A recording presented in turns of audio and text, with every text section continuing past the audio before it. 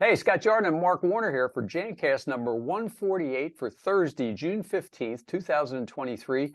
And last time we met for Jancast number 147, we talked about how close summer was, and you seem to have that right off the top of your head, Mark, which I'm not good at that. I can't remember kids' birthdays or anything.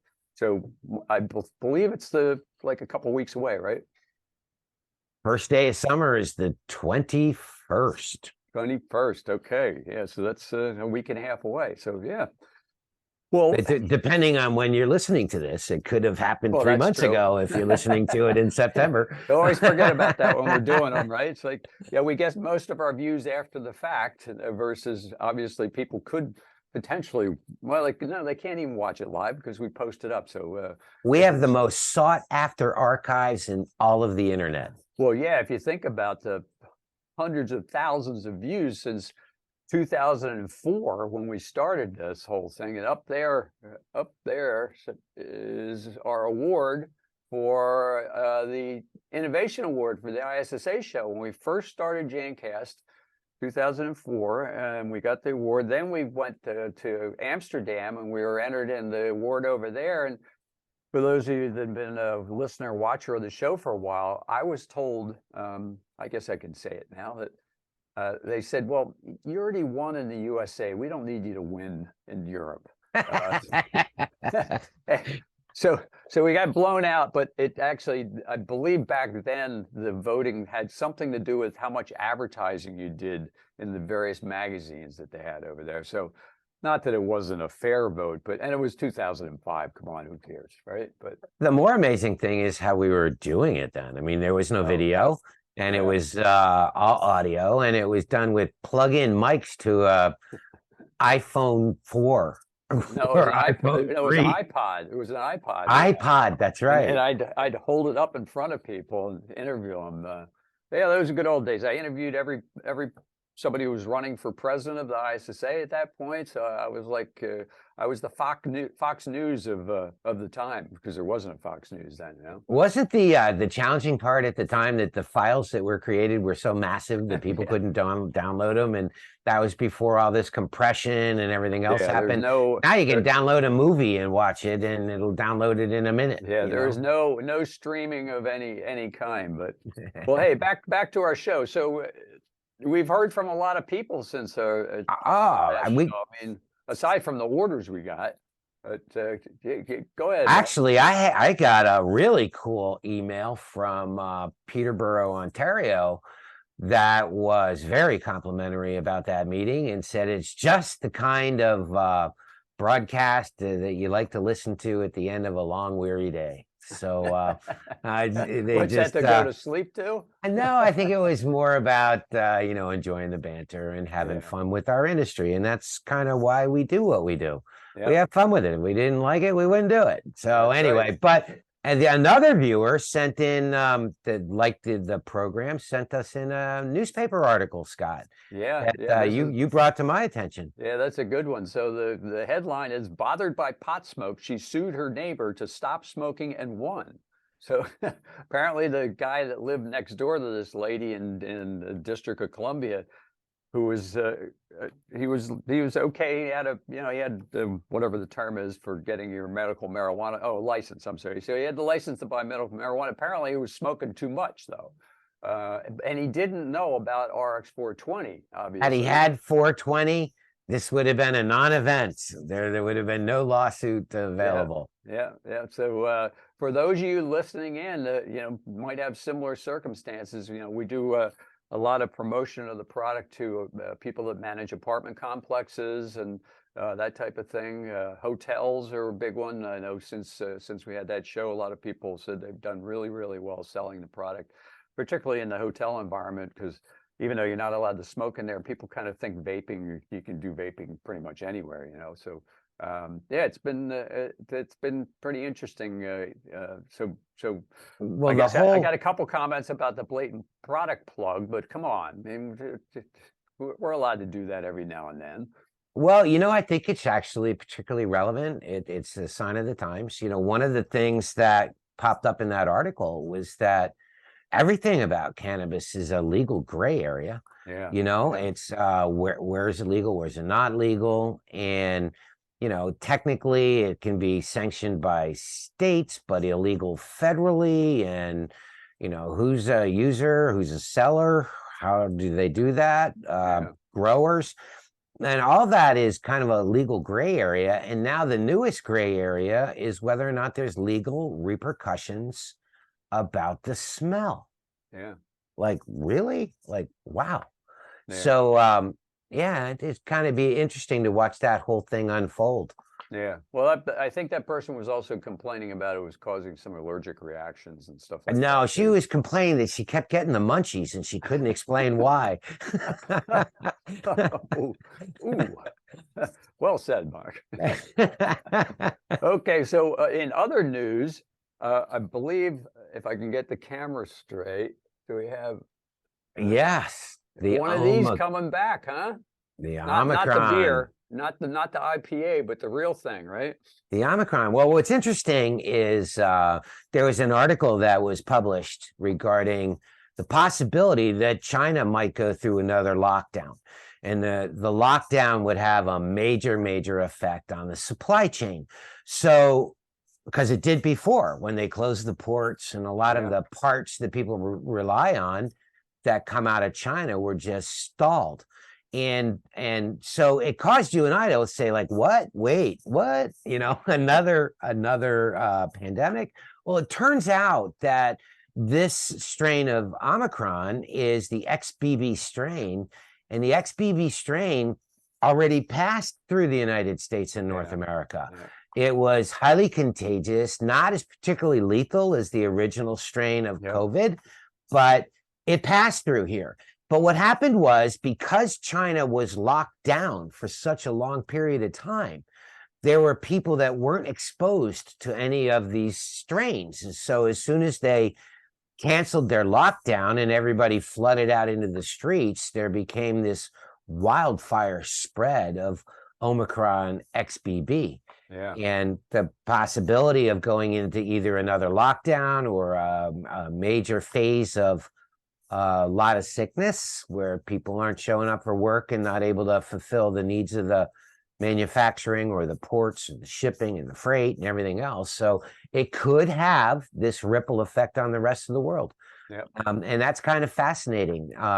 They went through a zero COVID policy. You remember that? Yeah. Like, we're all like worried about getting sick, and people are in the hospital on ventilators, and we're wearing masks everywhere and following one-way signs up aisles in grocery stores, you know, and standing 6 feet apart and all that stuff. And they didn't. They just locked up. And when they locked up, they did not have the ability to have that exposure. Yeah. Where their body could build up, resistance to it. The tolerance, yeah. Yeah, so when they canceled that, the viruses just ripped right through their whole population and somewhat decimated it because they were either under vaccinated or had no antibodies from the rest of these things. So, you know, it reminds me of War of the Worlds with Tom Cruise. Do you remember that? What took out those aliens, man? It was the little bacterian virus. It was the guy in the basement with a shovel. No, he was kooky. That guy, he was kooky. But yeah, little bacteria, things we build up, our antibodies. Yeah. You know, we don't even notice it, and it took out the Martians or wherever they were from in the War of the Worlds, and Tom Cruise lived another day. But anyway, I thought that was kind of interesting news because we may feel some of that as there may be a potential impact on the supply chain. What I did find, though, Scott, is that a lot of manufacturers, having gone through that experience in the last 3 years, kind of rethought about how they wanted their supply chain to operate. And a lot of positioning to wanting it, if you're in North America, making sure that you're pulling your supplies and materials out of North America. You and I know a manufacturer that actually decided to do their own blow molding of bottles. Yeah. So that's kind of a vertical level of expansion, and others were looking for sources of machine parts and equipment that they could get in North America rather than having to rely on parts from China. So that goes on, and that's not even talking about, the fact that I don't think we have a great relationship with China right now. So, so that, that could be a long-term supply chain problem. Well, yeah, I It mean, gets into the politics. I think a lot of manufacturers that were doing stuff in China have tried to relocate, like I know Apple Computer, and they're moving a lot of stuff to India and a couple other countries. But obviously, that's going to take quite a while for that to happen. But well, further in the news, and we were talking about technology. Back when we were doing Jancast, we were state of the art. Nobody even knew what we were doing. We were so brand new out of podcasting wasn't. I don't even know if it had a name at that point. But now it's the hot thing is Chat GBT, and I think we've talked about it a little bit in the past. But I'll give you an example of Chat GBT and how we're using it at Bullen here. We've talked about some of the stuff we're using Chat GBT for. We really can't reveal because we don't want to give our competition any tips on how to use it as well. But those of you that subscribe to the Sunday Sales Blast, which is a thing that we put out every Sunday at 8 o'clock in the morning, it's a sales tip related, more related to selling in general, not necessarily Jansan, but I put in for the Sunday Sales Blast, I said, now that we are post-COVID, what is the best way as a salesperson to cold call new accounts? I mean, I think it's fantastic just for getting ideas. And it came back with 10 different sections that you should specialize on. But the very top it started off with, as a description of what they're going to write. And this all takes place in like 60 seconds, right? From me putting in that prompt to it spitting out a whole page of stuff. And I only used 3 of them. And obviously, you have to be very careful. Those who've heard the story about some lawyers that use ChatGPT to file a brief in front of some judge, and apparently they didn't read it, and now they're talking about possibly taking their law license away from them because they filed a brief that stated a whole bunch of cases that were not even real. So Whoa! The most important thing with ChatGPT is you can't just use it right out of the gate. So the description of the answer started out with, even in a post-COVID world, some of the traditional cold calling techniques still apply, but they need to be tweaked to fit the changes in business and customers' behaviors. Here are some steps you might consider.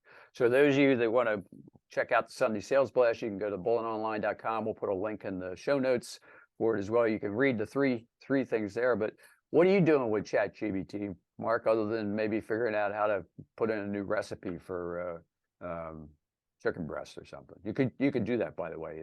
You can say, give me a recipe for everything. You can list out the stuff you have in your refrigerator and say, give me a recipe that utilize all the things in my refrigerator. Yeah, that sounds like something I would do for sure. But I actually have used it. I put out a letter to the sales force, and I took that letter and I input it into the input of Chat GBT, and it rewrote the letter. And it was really well written. I had to edit a few things out, and it dropped all the curse words out of it that I had in there. No, I'm kidding. I really didn't. It was a positive letter, for the record.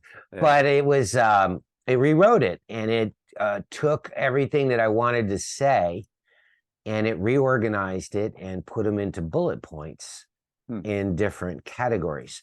So I was kind of fascinated by that, because a lot of people would prefer a document that had bullet points rather than, a couple paragraphs of reading. And it did that. It actually took apart the letter and reorganized it and grouped them and put them into bullets. So that was kind of cool. I didn't expect it. It was a test. Yeah. But I ended up using it anyway. And I've never confessed that to anybody till right now, that it was not me that did that. I didn't know it. I didn't. Sure you did. We also I know we just used it. We have our sales meetings on every other Monday, and Alex Jordan, who's our IT guy, said, let's use the ChatGPT plugin, excuse me, that does transcriptions. And it did a transcription of an hour-long sales meeting that then you can modify even more. it's just spectacular from that technique, just thinking out of the box a little bit as to what you can use it for and what, what you can't and what it's really good at. So I'm amazed at how pervasive the term Chat GBT is. Like you can't watch TV and watch the news without somebody either making a reference or a joke about Chat GBT and AI.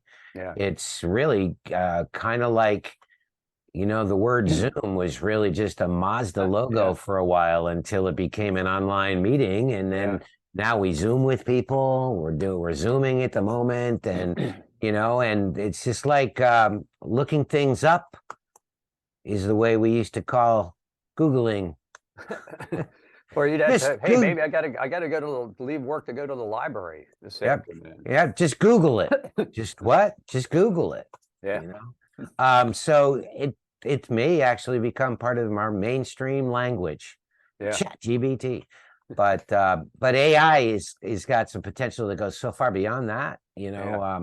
What I was fascinated about, I was studying a little bit about AI, and what's really very cool and really intriguing is the impact it could have on medicine and the impact it could have on surgery and diagnosis of illnesses and prescriptive treatments for illnesses. Like, oh my gosh, that's like having every bit of knowledge in the medical field available at your fingertips and letting AI sift through it and pull out those things that are that fit. I mean, I can't imagine. I really have a tough time even imagining how doctors do it. They study so much, they read so many books, and how are they able to discern exactly? Well, geez, you're off to the left. That must be this. There's got to be a lot of stuff they're missing just because you don't have access to the data. Yeah, so that fascinates me that would have that kind of capability. The other thing that I was fascinated by is all the analytics, how analytics has become a primary part of professional sports. And a lot of times teams that are relying on analytics for professional sports key on only one or two elements, where AI has the ability to look at multiple elements and plug them all in and create maybe a different view, rather than maybe just looking at historically how a player played. What are the more recent things that are going on? What can we expect in the future? That's AI stuff, Yeah. Kind of neat. Well, in closing, the one thing I forgot to mention when we were talking about our blatant product plug at the top, we have a new video that covers the science of Eric's 420, and within that video there's actually an image that was generated through one of the image generators that's associated with Chat GBT and all that AI. It's a picture of the terpene molecule that we talked about as to what the baddie compound we're looking for with 420 and how it encapsulates that terpene molecule. So the illustration that's used in the video came from that research that we did through the image generator. So it represents it's not a real picture through a microscope, but it's what a real picture would look like through the microscope. So it's pretty cool stuff. And maybe next to the show 2 weeks from now, we could all be AI generated, and maybe we could just go play around at golf instead or something, or go surfing. Or go riding.